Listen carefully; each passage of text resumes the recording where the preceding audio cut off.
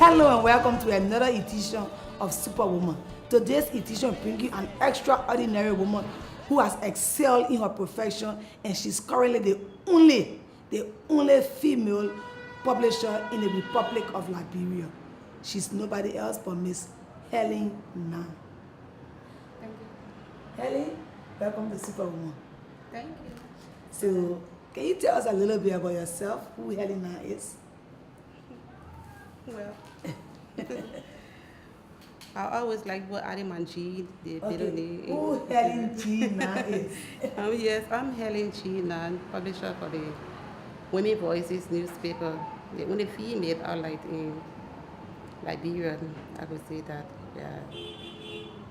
I've not had a competitor to have a newspaper that will compete with the Women Voices newspaper. So you still got your space? Yes, I still have my space and letting the voices of all women be heard, Okay. not only in Liberia, Africa, and the world at large. Okay. So tell us a little bit about Helen growing up as a child. What was the challenge? What was everything around you, When I was coming out, my elementary came from the St. Peter's High School in St. Michael, the elementary school. From there, I enrolled to there was a school in Sierra Leone. My people took me to Sierra Leone. I didn't really stay long in Sierra Leone. Then I came back. I think I just attended the school for a year. Coming back to that because I really didn't like the place. I was used to my parents. So I went to the Morovia College Industrial School at that time. Unfortunately, the war came. We were really in school that time. And then I went to the Seventh-day Adventist, where I graduated from. And it took a long time before enrolling into college. Yes. And I went to the AME Zion University, where I graduated from in the year 2013, something like that, 2013, 2014. And there where I studied management. And I was able to open the Women Voices newspaper. We'll get to that, but you talk a little bit about the war. You say the war came and it took you a long time to get back to school. So what was your experience? Yeah, because there was challenges. I had my fiancé at that time when I married. He was a foreigner, a Swedish guy. I was pregnant, and then I went back to Nigeria. I was in Nigeria. After a few times, a year or two, I came back. I had my son. No one to take care of him. I had my mother. She too was busy, so I had to do it all. And I started teaching, to take care of him. But then he was not used to it. Anybody. Most times you go to class, the man behind there, he crying and what's that, so I have to leave it. In fact, that time I even entered another college. The chemistry, what the college name? How you call it? The late. Lincoln? Not Lincoln, the one he touched the car from information they had in college right there. They were doing the nursing classes Smart? there. Not really smart, I forget that what come to mind here. And I even had a job out of school. So I took the challenge there where I went to the Inquirer newspaper. I went to Inquirer as a receptionist. Yeah, from there, I grew up in the Inquirer looking at how things were going. And I had this friendly boss, Philip Wisse, looking at how people were rolling up their stories. And in fact, if I see something in my community that I will be able to report that, I will bring it to him and say, oh, this is what happened. And he said, well, Helen, you can write it, you can do something like that. And then the editor will be able to back me up. So when I left the Inquirer, I was thinking, what really to be done? Because since we had an organization by the name of MIFA, I was working with MIFA. Okay. Trying to work with all the women in the media. You could be the sweeper, you could be any other position that you had in your institution, you could be part of that institution. And MIFA were growing, so it was like almost social, visiting one another, talking about one another plight. So then I look at it and leaving the Inquirer. And I told my boss, my former boss, Philip, I said, I want to open this paper, but I don't know how.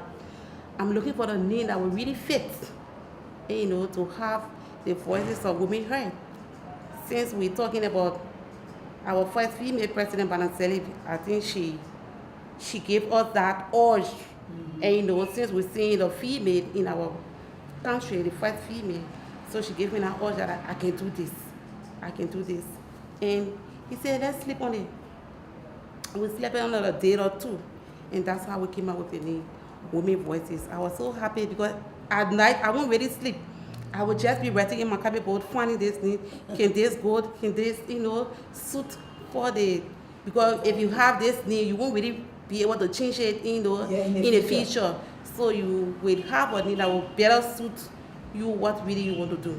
And that's how we came about with the Women Voices.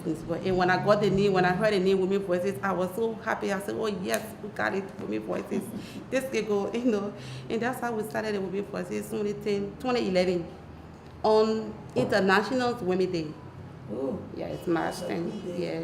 As for me, Helen, the kind of hard having when we are growing, and then you have something, your success story will make you to do some kind of celebration that people will say, oh wow, when she did this, and it's worth celebrating. Even though we are the first newspaper where in 4 years' time, I guess in 4 years' time, we had to work through the proper management, and we had our own printing press. That's good. In the country. There were challenges and There will always everything. be challenges, There will yeah. always be challenges, but if you are doing something and then you have the passion to do what you look at in the future, it can be. So tell me a little bit about Women Voices. I know Women Voices is a paper that represents women, but sometimes we see the headline is like a man voice. Yes, the men have to pop our bike. We just don't have to do it in the women. That's why the women have their space. If you look at the design of the paper, Yeah, something in the column. we change those women around the various. Like this week we use the other group of women telling the world or telling the society that we are now that this person is from this place, this person is from that place. And I see some women, some women don't care. I think we were too, you will feature me. Yeah, but yes. And I didn't even know that my daughter, so I said, Because we don't God. tell people, that, oh no, we are doing this. Because we want people to actually take the paper for themselves, women to take the paper for themselves. And, if you buy the paper, actually you will see. You own a newspaper, so when you say you own Women Voices. Yeah.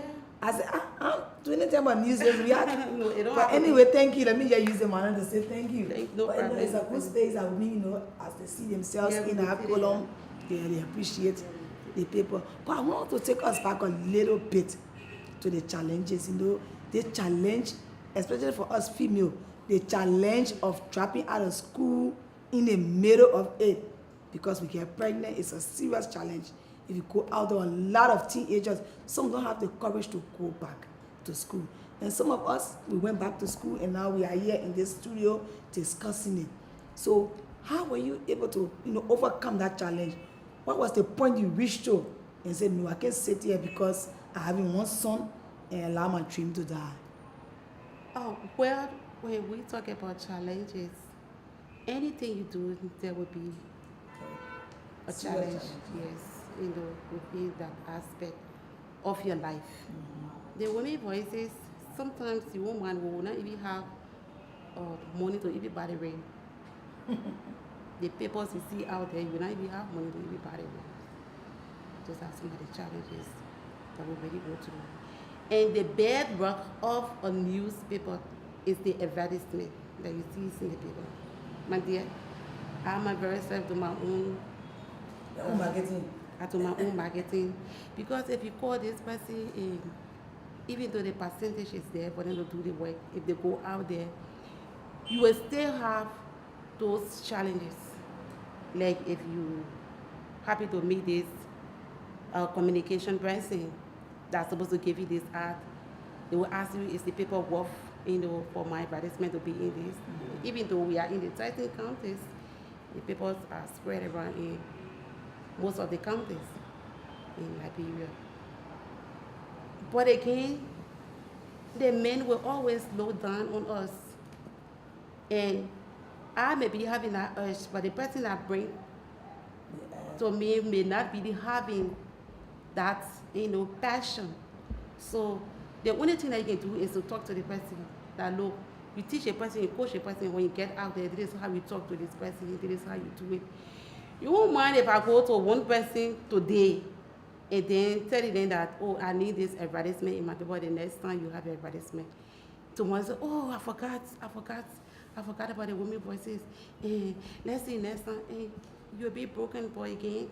Those are challenges. You have to wake up again and say, look, this paper is the only women paper, in the country. So you have to do this. This is the bedrock of the paper. If I don't have advertisement, I won't be able to pay.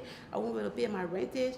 And those are advertisements that were in the paper that we were able to manage, proper management. People were able to have. We didn't take the printing press on loan, no. Okay.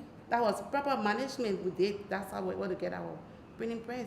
So look in our 5 years plan, because the paper is playing every 5 years. Our first 5 years we had our printing press. The second 5 years, which we're working on right now, we are hoping to have our own building that will be able to have our media component, because the Women Voices newspaper is not only limited to the paper. We want to see whether we'll have our own news, our radio station, our television station, and then we can have that complex. This is what we are working on right now. We hope by the end. So you're women television?